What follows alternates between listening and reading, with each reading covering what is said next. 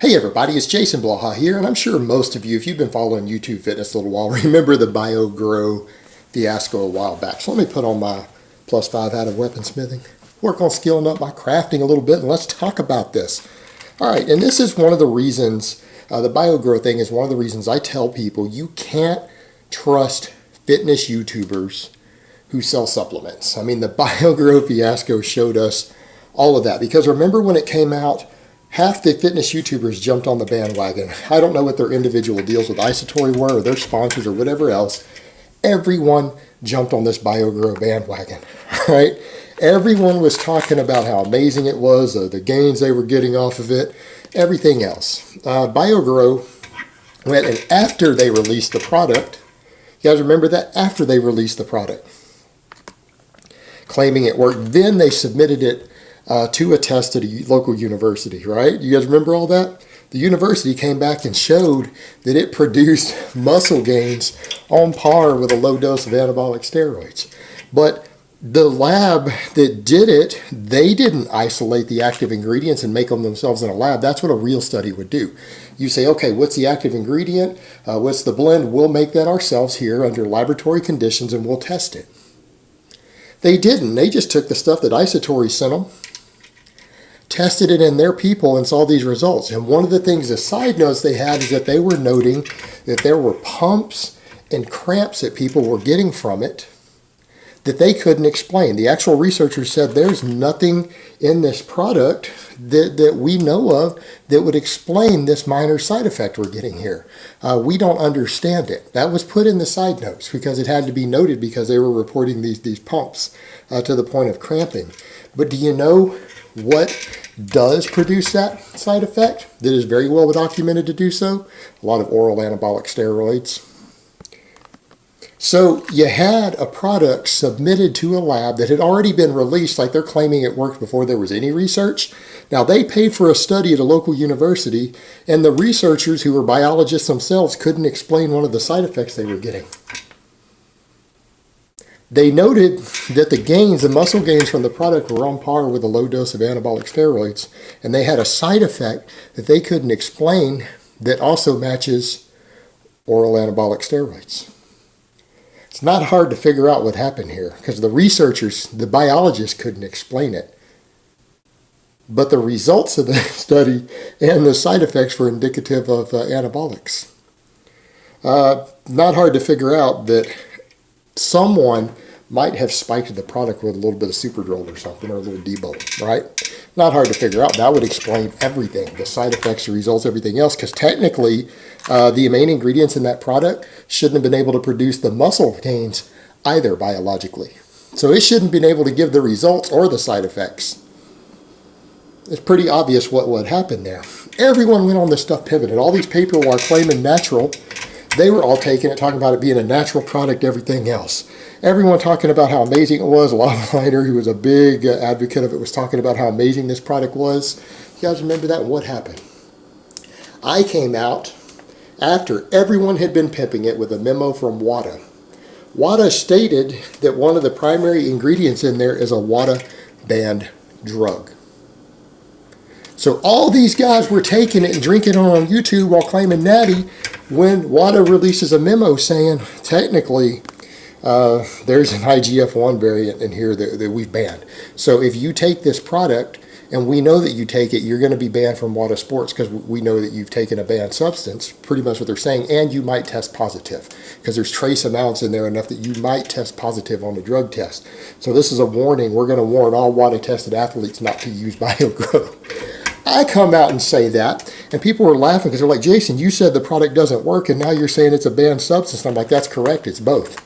The form of it that people were taking isn't orally bioavailable. People would have had to isolate that and inject it to get it to work. Your stomach acids kind of break it down and make it not help you build muscle, but it doesn't mean it's not a banned substance. That would be like someone saying, well, you know, testosterone only works if you inject it. So if I drink a bottle of testosterone, I'm not putting a banned drug or a steroid in my body. That would be the equivalent of it. No, you still knowingly took a banned substance, so you technically broke WADA's rules, and if you're competing in something that's drug tested or has any of that on the list, yeah, you technically broke the rules. A lot of people did it publicly, so I called them out and joked with them about it.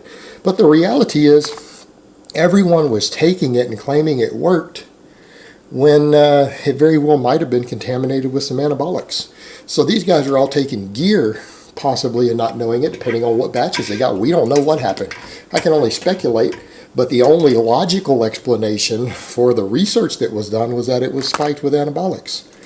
And then we have WADA come out and put out this memo stating that if you take it, you're in violation of WADA's rules. So then what does everyone do? Lobliner comes to the rescue screaming, it's just colostrum, guys. It's just colostrum as a response to be doing that. You guys remember that? It's just colostrum. And then everyone else is saying that too. And then I'm sitting here going, wait, if it's just colostrum, why the fuck are you guys selling it? Colostrum's not going to put muscle on you at the doses listed there. The only studies on colostrum that showed very, very small amounts of muscle gains, you guys would have to be taking $20 worth of BioGrow every single day. All right, you're talking about $600+ a month worth of this product to see the results they got from colostrum, concentrated colostrum in the lab.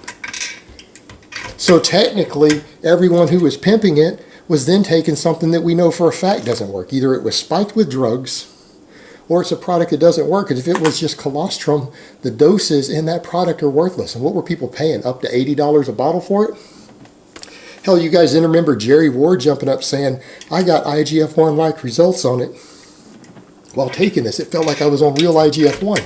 Then I went and posted screenshots of a drug stack that he sent me that he had been on at the time that was within a week of him making that statement, right? The same month that he made that public statement of his drug stack included, 2 grams of gear, but he was also on real IGF-1.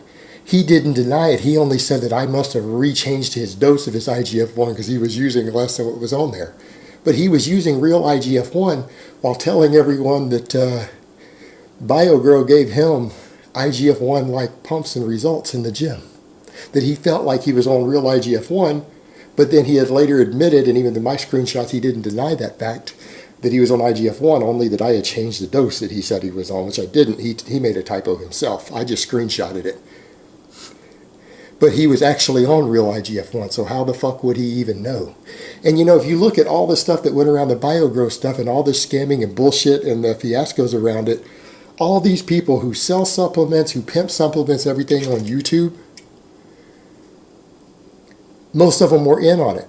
And this was a big bullshit hustle product, which had some ridiculous research done on it, which you guys see the problems with the research. It's a product that technically can't put muscle on you at all at the doses listed, but also had some WADA implications with it. And everyone out there, while claiming to be natural, was using it, pimping it, promoting it.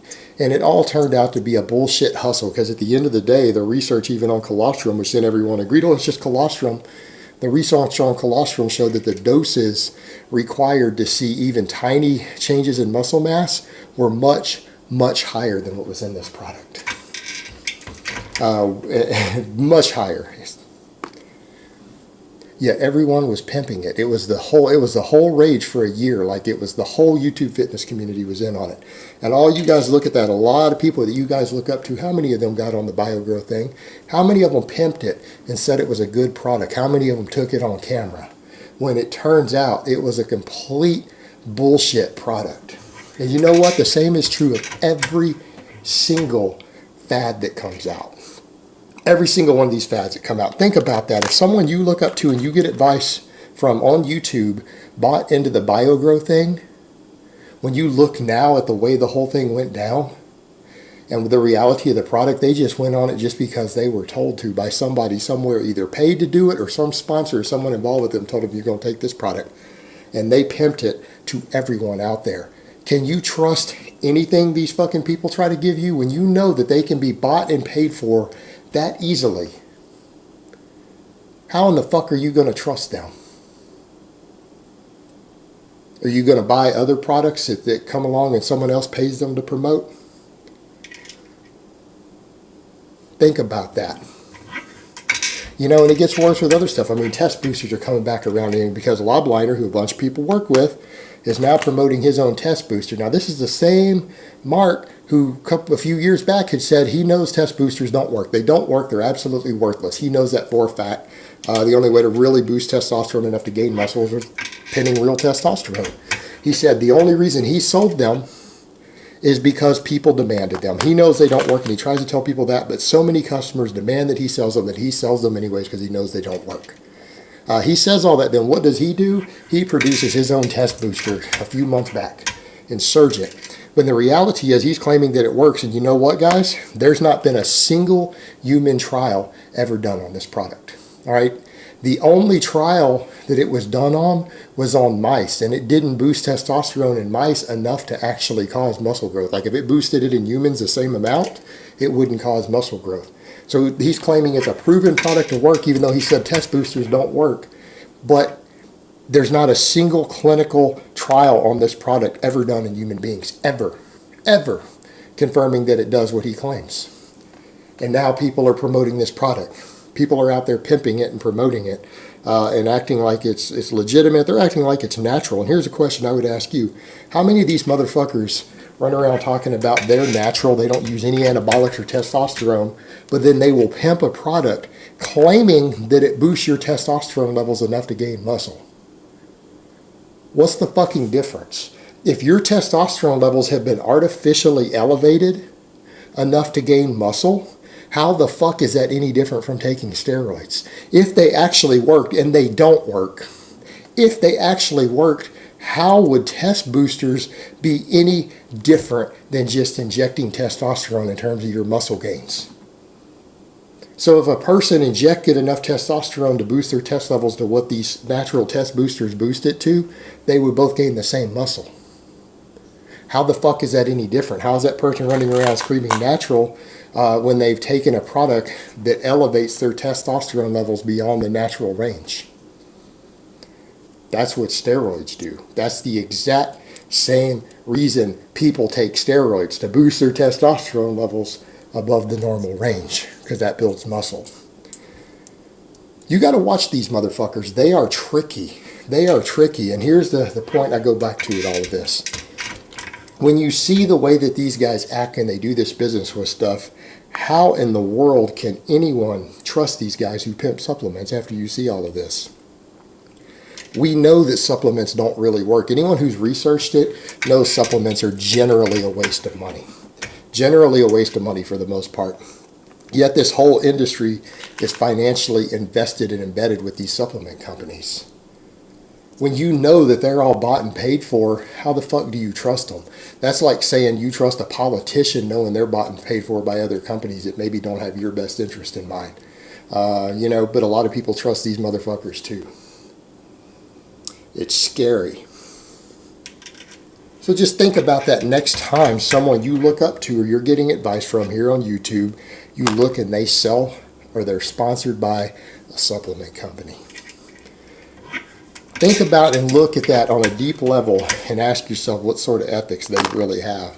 And can you actually trust them to give you good advice when you know that they're bought and paid for oftentimes? All right, guys, but that's really all I have to say on that today. I hope it's been informative, and I will talk to you guys next time.